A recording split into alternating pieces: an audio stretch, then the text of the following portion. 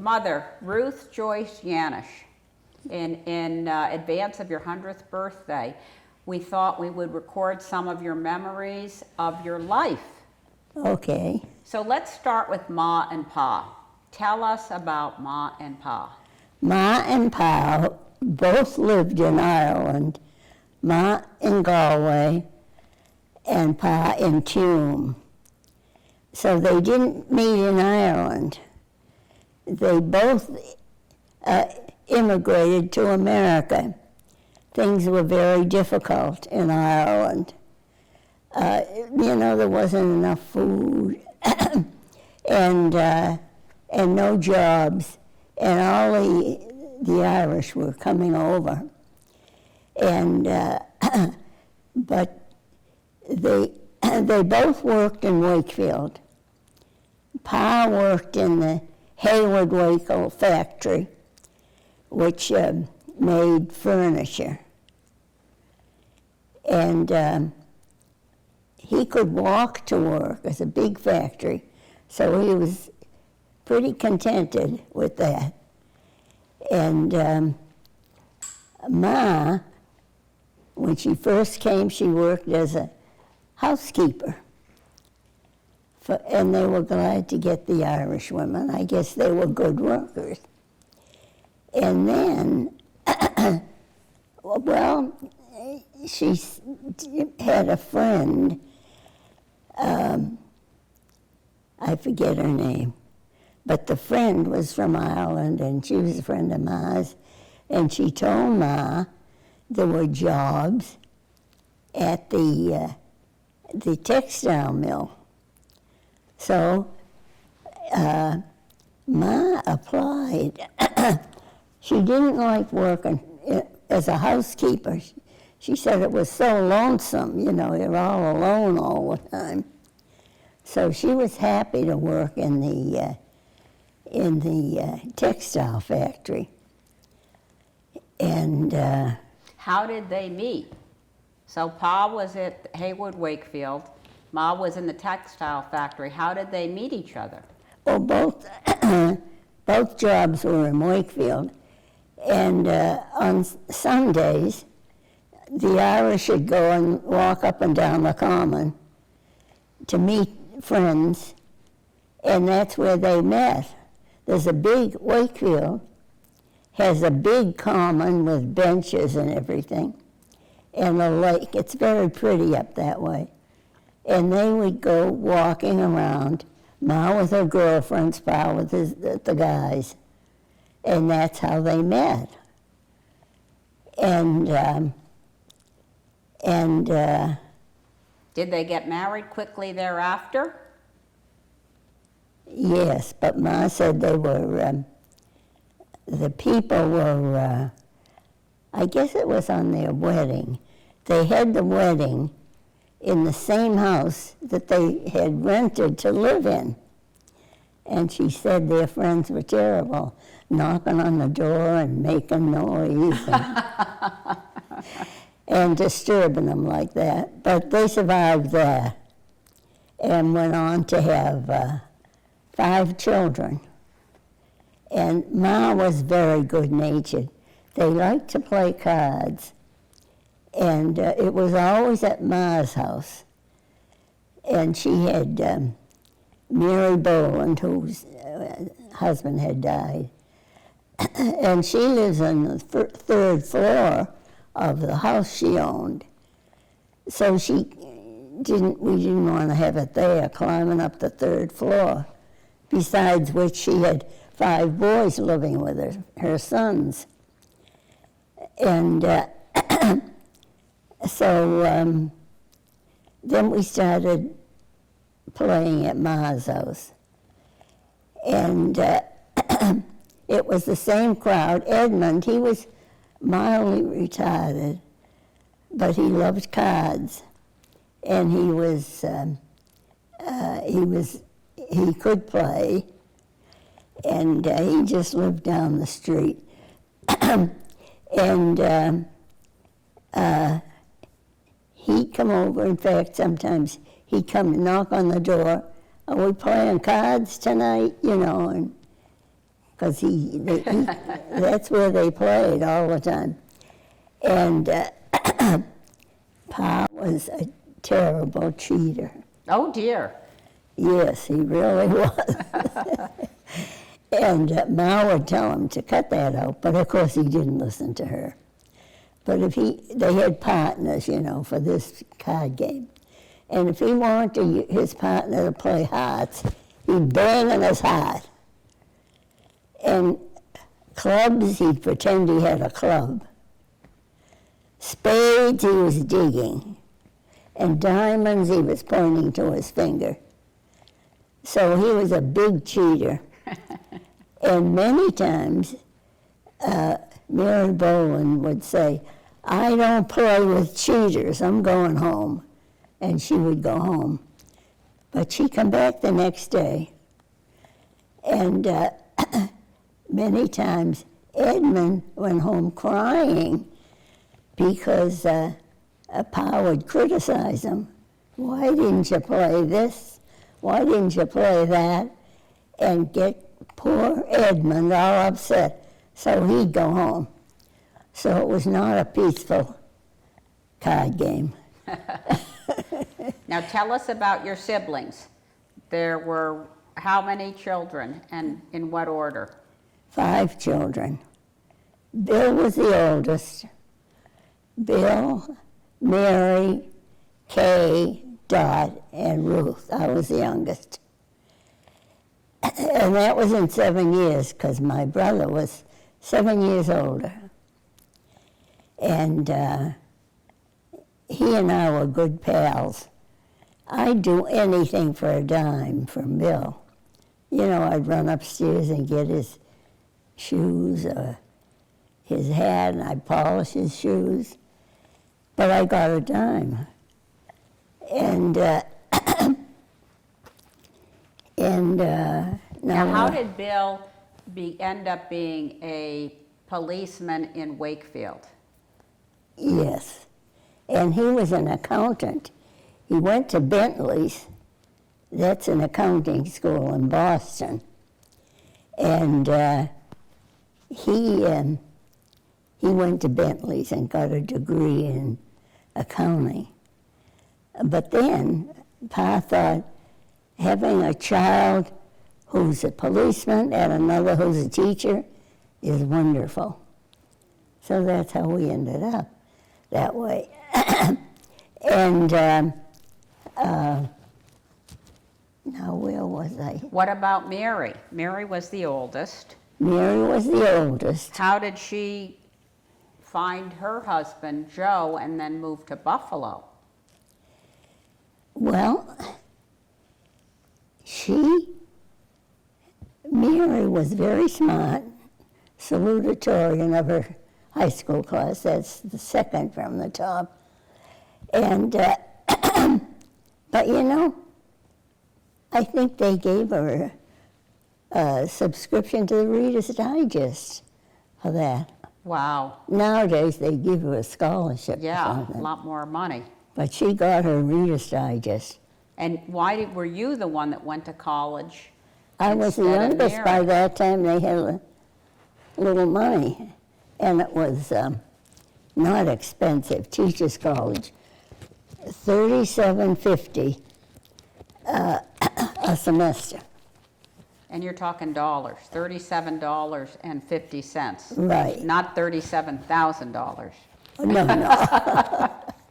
No, no, $37.50, and I liked it at college. It was, there was all young people, and we had a lot of fun. And but neither of us had a car. And the first time we went, we hired a woman who said she'd drive us and pick us up. She had a car. Well, it had the front seat and then the rumble seat. Oh, no. And Eddie and I sat in the rumble seat. Ooh. And it was freezing cold. Massachusetts. And especially the rumble seat that's open and wind is blowing. And so we come to school with winter clothes on, and we get there, all the other kids would be in little sweaters. But we did that for a while, and finally she did get another car. Thank God. And you were able to go inside. Yeah. And I graduated from Salem Teachers College, and I taught for many, many years. And taught in Wakefield mostly, and I liked it there. What grade did you teach? I taught first grade, and then later I think the second, just first and second. They were, I liked teaching the little kids. They were very, very sweet. And let's see, what else? Now, how did you meet Chuck? When did I meet When Chuck? did you meet Chuck, your future husband? Yeah. Well, we used to go to dances. I think they were put on for the benefit of Catholic charities. We'd pay, and they used the money for something or other. And I met Chuck there. And I think we went together maybe a year or more, not too long.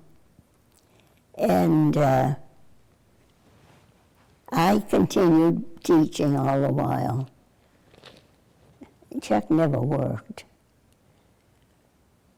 But he worked hard in the yard and the house.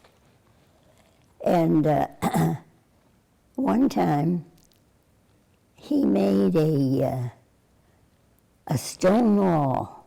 He sent away to a quarry for stone walls, and they dumped them in our yard, and he built the stone wall the whole length of our yard, which was quite long. I think 150 feet, somebody said. Wow, that was a lot of work. It was a lot of work, but he built that. And then he had a peony, pink peonies, a couple of peonies in that area. So he covered the wall with pink peonies, and it really looked very pretty. And We still have those peonies in the house in Clark Summit. They're still there. they're still there. Now go back to your siblings and tell us about Kay. Kay was, what you most remember about your sister Kay? Kay was a rascal. She was always doing things that Pa didn't approve of. Like, he had a curfew, and we all obeyed the curfew, come in at a certain time, but not Kay. Her friends were out there. And one time Pa had her locked out because she defied the curfew. And he wouldn't let her in. And she had to go down to her girlfriend's house and sleep, which wasn't far. And one time, this is still Kay, still disobeying the curfew. And Pa would lock her out, if she wasn't in on time. And one time she was locked out, and I guess she didn't want to go down to her friend's house.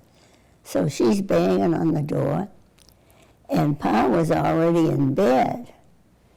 So Pa, in his pajamas, came down.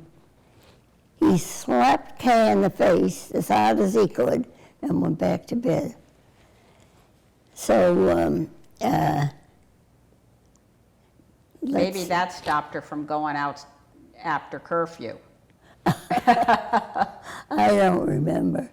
Now, how about Mary by contrast? Was Mary a rascal too? No, Mary was very studious and liked to study and very smart. And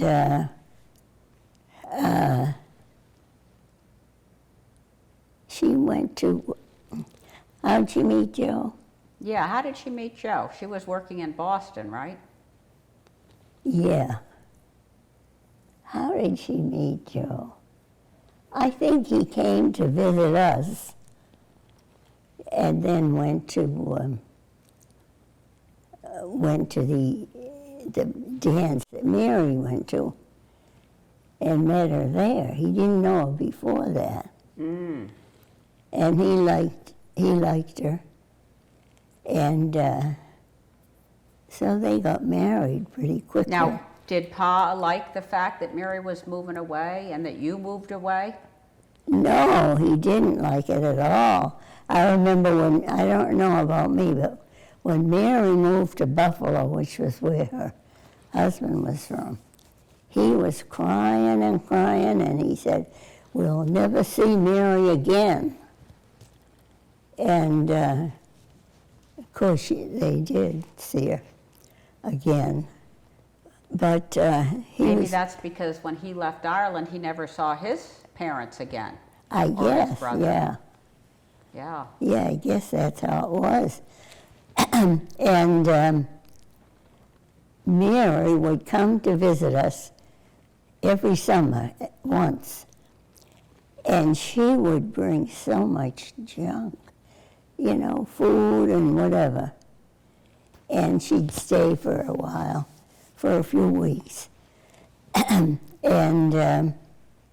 Ma and Pa liked having her there, and her kids, and they loved coming and going to the beach in Massachusetts. And So did we. Did you go to the, we went to the beach in Massachusetts every year, didn't we? oh, we did, yeah. We went a lot. It wasn't hard. Well, Pa loved the beach, didn't he? He did. He thought there was something curative about salt water. And one time, he said to me, "Ruth, would you like to go to the beach?" Of course I did. So he was holding my hand. I was very young. And I thought I was his favorite, but what I discovered is people would pick up a hitchhiker like a man with a little kid, where they wouldn't pick up a man with a grown child like Kay and Mary. So I was the bait, and he used to take me to the beach a lot. I liked that. And What was it like to grow up during the Depression? well, we never had much money, and it was hard to get a job. At that time, I worked in a lot of the stores in Wakefield because they hired lots of girls in the stores as sales girls because they never had computers and things like that. They had to rely on the girls to do it, which we did. And what else? What did Pa do for a living? Well, she just took Pa, me. well, Pa did worked at Haywood Wakefield, and then when it moved, what did Pa do? Well, he went with them, but then he got tired of it. It was expensive. He had to pay somebody to drive him up and back. He had to pay room and board wherever he was, and he was away from the family. He'd come home for the weekend. So he decided to get a job in Wakefield, and he'd do anything they asked him to do. And he had a lot of different jobs. I remember he he finally worked in the dump, clearing this area where they threw things they were going to discard or sell or get rid of or whatever. And I guess that was a pretty hard job, but Pa never complained. And Ma always just stayed home. She didn't work outside the home. But she was, she had a group of friends who loved playing cards, and they'd always play at her house because one man who played, he was very old, and he had a wife, and his wife didn't want all these card players in her house. So that was out. And Mary Boland had, as I said, the small place and 5 boys. And Edmund, he lived with his mother and father and family. They didn't want the card players. So it ended up Ma. So tell us about the hurricane of 1938. Oh, you live yeah. here in Florida where we have hurricanes all the time, but one of the most famous of the past century is that occurred in 1938 in Massachusetts. Yeah. I was in high school, a senior, I think. And I remember Dot and I, Dot was one of my sisters, we walked around and it was so eerie. It got very dark. And we didn't see any birds. I think they were going into their nest and hiding, whatever birds do. And trees fell down.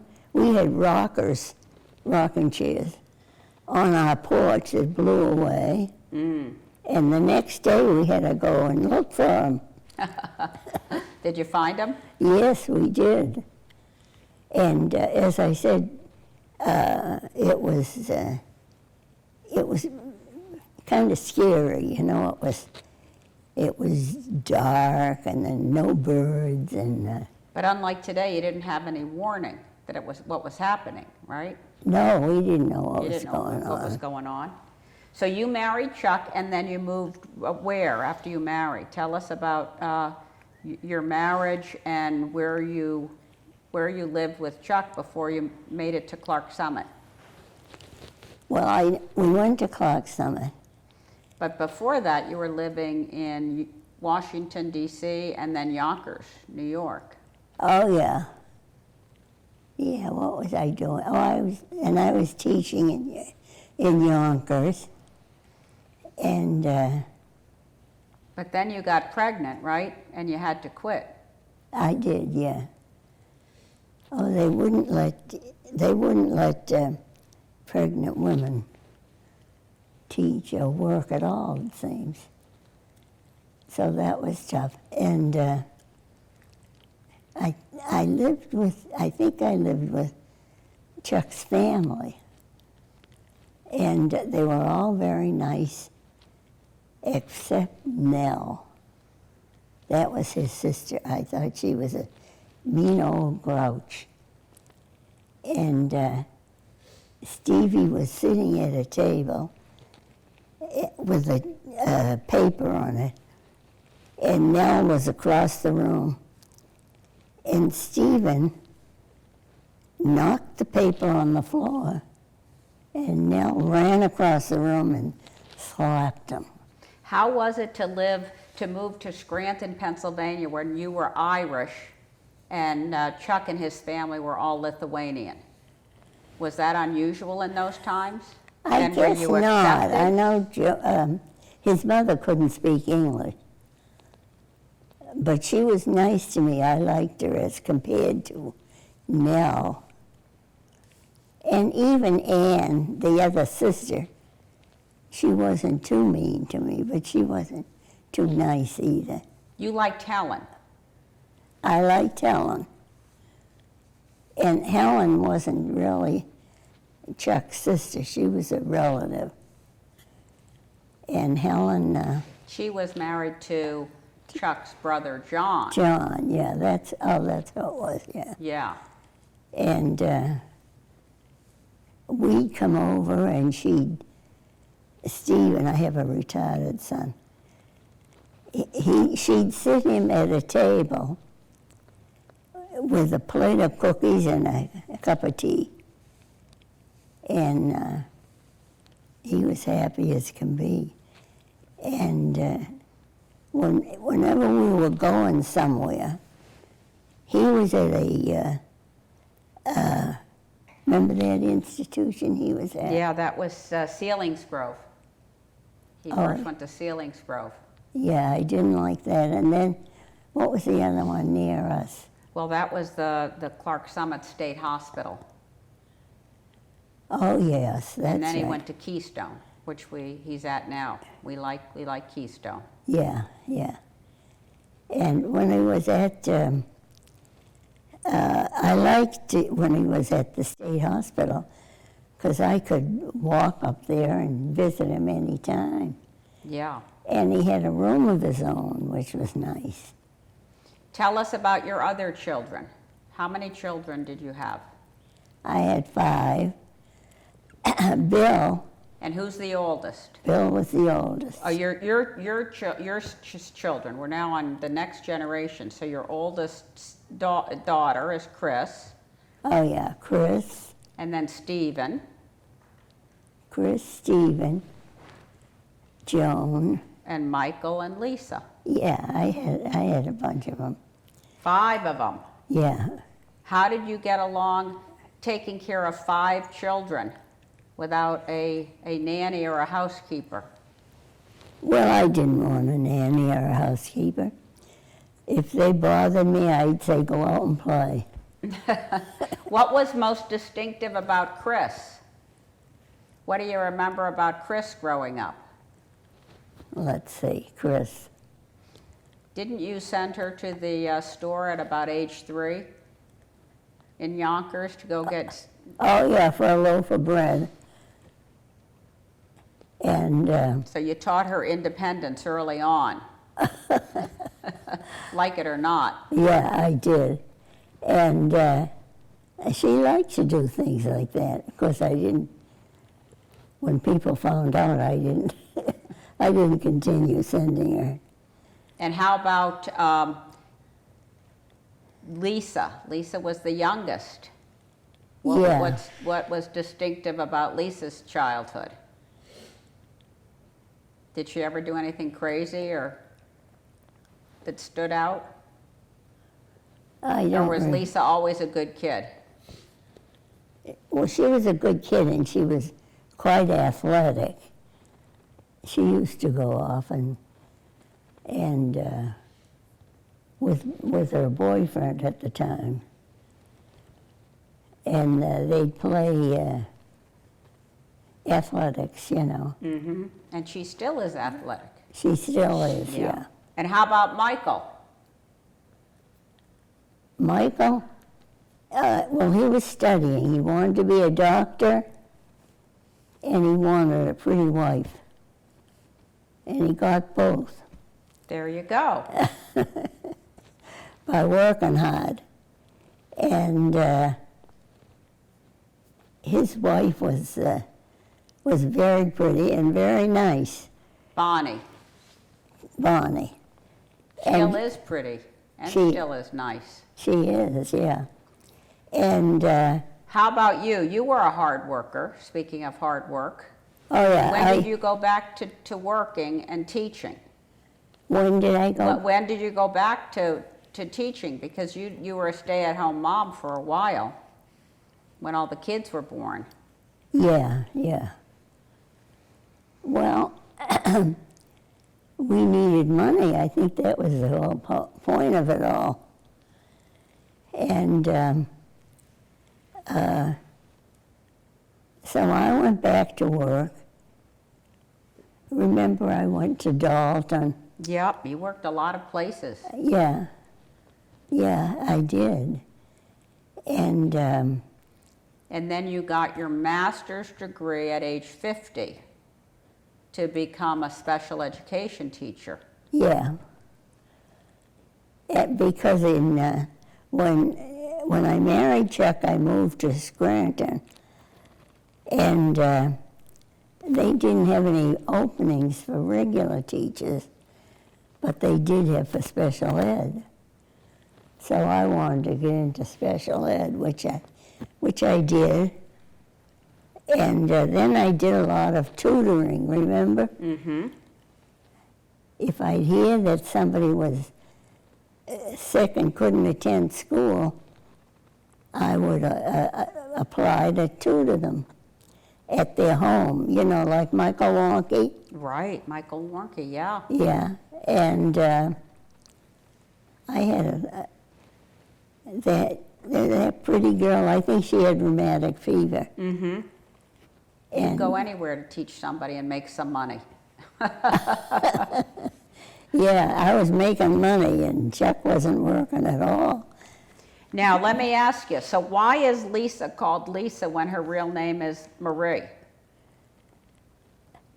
How did that happen? I named her Marie because I liked the name, and it was named after the Blessed Mother. But then I liked Lisa, so we ended up calling her that. She didn't care what we called her. She responded to anything as long as it was not late for dinner, right? Right. Tell us about a fun time you had with our family. A fun A time. fun time you had. What's a memory of a fun time we had? With the whole family. Well, one thing, Pa took us to Nantasket Beach. Do you remember that? Mm-hmm. And Nantasket Beach was kind of far away. So you had to go to Rose Wharf. And that's where you got the boat. And it was a big boat. And I thought it was such fun on the boat. The young people were dancing together. And they had a man, I think he was playing the accordion or something. And there was food there, and we just had such a good time on that boat. And Pa would make sure we got there once a year. And then when we get there, we'd be at Nantasket Beach. Ma would never come. She came the first time, and she got what they called it sun poisoning. She was not used to the sun. She was as pale as can be. She didn't like the ocean. And she went this once and she got so sick. We were really worried about her. But she got better. And we had a good time at Nantasket, swimming. And didn't Pa buy us goodies to eat, you know? Once a year, yeah. Once a year. And how about, sounds like water and going away was always a good time. How about Bassett's Pond when we were children and we'd go up to Bassett's Pond? Oh, yeah. And this Bassett's Pond, it wasn't too far from our house, but we would go with the high school group. The high school teachers or whoever was teaching swimming would take us up there and teach us how to swim. And then we could just play and... We all learned how to swim at Bassett's We Pond. did, yeah. And I think that was pretty smart. You know, there's a lot of lakes there. Oh, yeah, And yeah, we were safe then. yeah. Now tell us about a hard time for you. When was a hard time in your life? Well, I had, what do they call it? I was sick. It was like yellow Oh, yellow fever? jaundice. Yellow Jaundice, yeah. jaundice, that's what I had. Mm. And Ma sent me to school nevertheless. And you got that perfect attendance from kindergarten to high school? Yes. Even with jaundice? Yeah. I don't know, they'd throw you out now. And I looked terrible. My skin was yellow. The whites of my eyes were yellow. Didn't the teachers take you down and give you milk? Yes, They decided yeah. milk would be good for you. Yeah, the principal chose a few children that he thought were kind of undernourished. And at recess, then there weren't too many of us, I don't think. Yikes, you were highlighted. Yeah, the yellow girl. But anyway, at recess, he'd send us down to the basement and we'd get a glass of milk. And he chose the skinny ones, can you believe it? I was Yeah, I know, yeah. I was one of the skinnies. Right. They used to call me Joni Boney, too. Yeah. Hard to believe. So tell us about World War II. How did you contribute to the war effort in World War II? When Bill was off fighting, Yeah, but you couldn't go fight. Kay was in a uniform, right? yes. Kay joined the Coast Guard during the war. And Bill was in the service. Mm-hmm. And what did you do? Did you work? Because you would have been about 20. So you were probably going to Salem State Teachers College at the time. Yeah. And I did work. I can't remember what. Were you working at the grocery stores on Main Street, or were you working at the Gawillow Airplane Factory? I don't remember what's related to the war. I think you worked in a tea factory, didn't you even work in a tea factory? Oh, yeah. That you didn't like much. Yeah, Jason Sanborn had a tea factory in Boston. And I worked there, but the dust from the tea gave me a rash. I didn't like that job at all. And have you ever heard of Gorillas airplanes? They're toy airplanes. Little balsam airplanes. Balsam, made out of balsam wood. That's very light wood. And they could actually fly. The man across the factory was right near our house across the street. And you'd see him out there testing these little planes about this big. Mr. Gawillow. Mr. Gorello. Yeah. He'd be flying them and testing them. And what else did I do?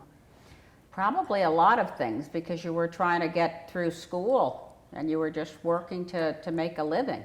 Yes, I was, yeah. What year did you get married? You got married, I think, after the war, didn't you? This was you got married in 1949, am I correct? Yeah, 1949. It was after the war. Yeah. And you skied with Kay when you were younger, right? Oh, yeah, we all skied. They had a Sunday ski train.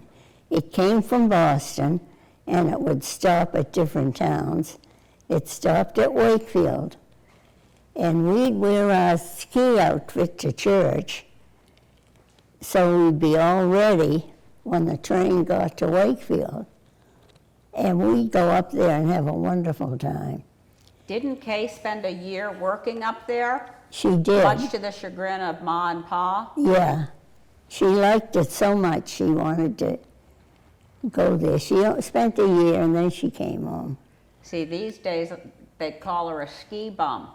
She was ahead of her time. She was. Kay was always a rebel. She'd do what she wanted to do. And even if Ma and Pa didn't approve of it. But What was your favorite town to live in? Wakefield or Clark Summit, Pennsylvania, where you raised your children? Well, Wakefield, I had a lot of girlfriends there. So I liked it. And I thought it was a beautiful town with, and I was a playground instructor for a while. And I remember they had several playgrounds in the town. And I was at one on the way to Stoneham. I forget the name of it. Moulton. Okay. Moulton. And I was the girl instructor, and there was a boy instructor. And he sat down. He never did a bit of work. Uh-oh. But I did. Did you ever yell at him and tell him, get up and start working? I did, but he didn't pay any attention. And he got paid as much as you? He probably did, yeah. What lesson did that teach you about life? I want to be a boy. What are your life lessons on how to get to 100? How to get to 100? What do you credit your longevity to? Well, I think I led a clean life. Ma cooked wonderful foods, and I always ate there. I never went out to eat. I didn't have any money. And Pa was always telling us to get fresh air and get outside. He'd be annoyed if we were sitting in the house reading or something like that. And Chuck was athletic and outdoors. What? So in Clark Summit, Chuck, our father, was outdoorsy and athletic. Yes, he was. So you continued the outdoor atmosphere. Yes, he did, yeah. And what else were you asking me? Well, how did you get to live to 100? What are the secrets to life?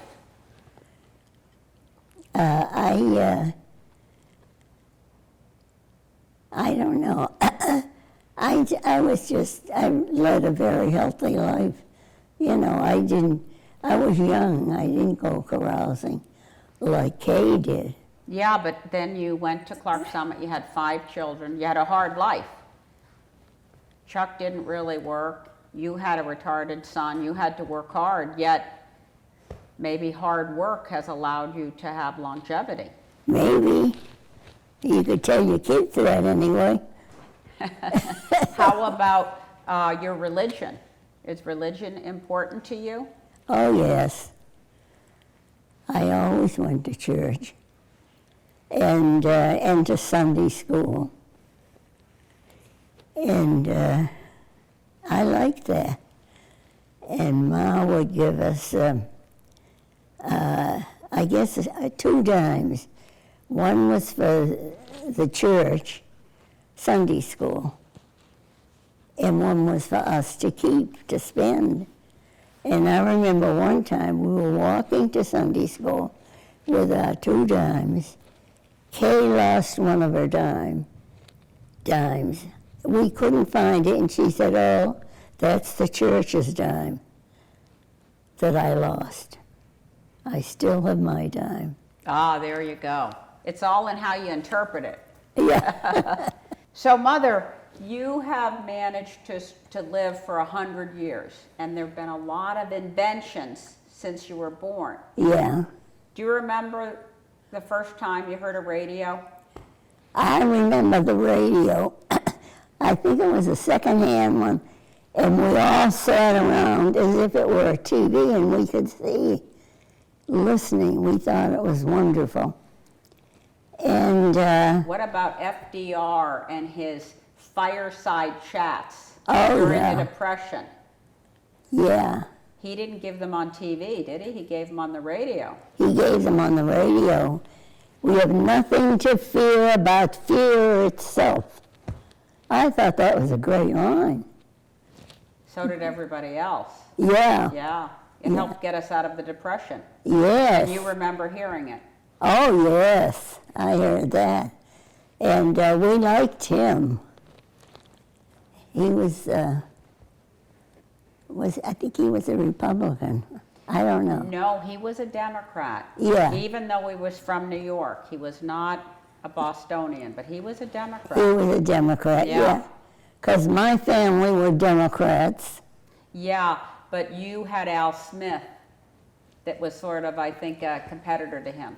Oh, yeah. The first Catholic running for Al president. Smith was a Catholic. That was what we liked, yeah. Yeah, so that was the problem with FDR. He wasn't a Catholic. Right. But you liked him anyway. How about television? Do you remember when you saw your first television? I'm trying to remember the television. I don't remember much about it. You were too busy working. I guess so. When did we first get a television? Did we have one in Yonkers? I don't think so, did we? We had a black and white one in Clark Summit. Yeah. We had a black and white one, and I remember when the Bernies got a color TV. Everyone went over to watch their color TV. Is that right? Yeah. Oh, yeah, that was big. Yeah. And you'd watch Walt Disney World with the color TV. It was amazing. Oh, yeah. And how about telephones? Yeah. When we first had a telephone, we were on a party line. And I remember I was listening. Well, the woman was having an interesting telephone call, so I listened. And she said, "Get off the line, I know you're there. I can hear you breathing." True.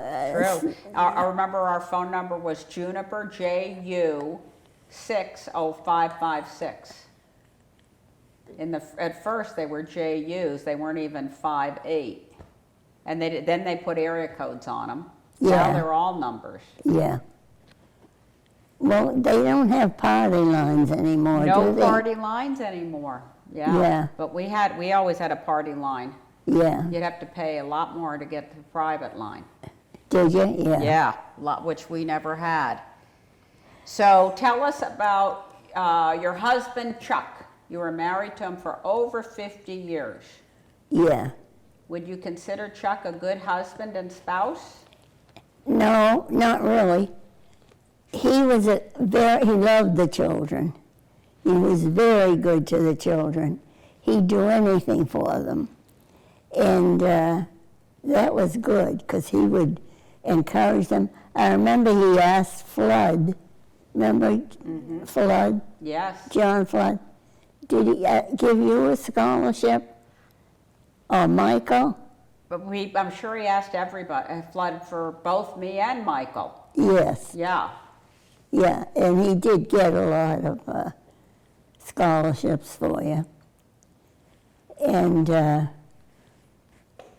what else was I talking about? Was he a good husband? Was Chuck a good husband? Oh, he never brought any money in, that's for sure. I encouraged him. And I took him up to Ein Drug.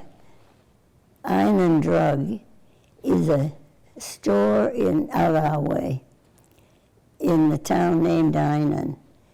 And it was more than a drugstore, it was huge. It was a Walmart before there were Walmarts. They didn't have Walmarts back then. They had Harry Sugarman of Sugarman Drug. And Sugarman had Marty Sugarman was the head. Marty, not Harry, yeah. And they sold everything. Appliances, clothing, shoes, sports equipment. They sold everything. And I took Chuck up to Sugarman's to meet Marty. Was it Marty or Harry? I'm not sure. Let's call him Marty Harry. Maybe he had a brother Harry. Yeah.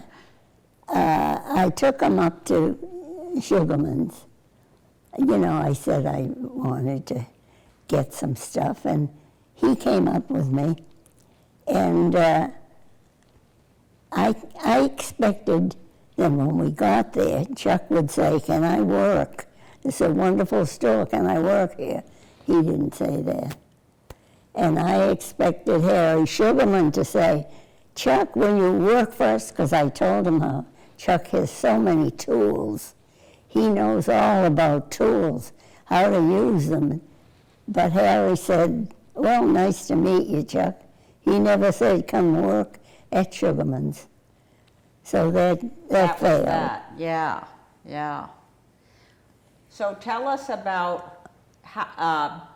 being 100. What are the secrets to your life? Why have you managed to be so healthy at such a long life? Well, I don't know. I just, as I said, I didn't, I tried not to get too upset, and I didn't get upset about some of my girlfriends would be so upset over something that I'd say, "It'll pass, you know. Things will get better." And just keeping calm, I think. Mm-hmm. There you go. Yeah, there you go. I think, didn't Winston Churchill say that? Keep calm and carry on. Oh, yeah. I didn't get to the carry on part. But that's what you did. I carried on, yeah. And I was too busy. I was always working and teaching and taking care of 5 kids and all the housework and cooking and everything.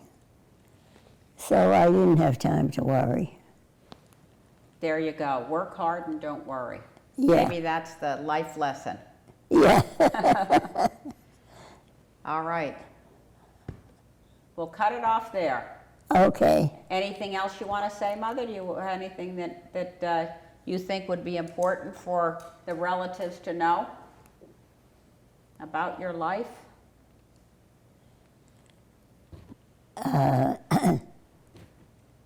No, I can't think of anything except keep working. Always work hard and don't worry. Things will turn out okay if you just keep calm. So that's about it. I don't know what else. That's good. And I lived a healthy life, you know. I didn't drink, didn't smoke, and ate good food and got fresh air. Ma always had good food, and Pa told us, go out in the fresh air. So between the two of them, they made us healthy.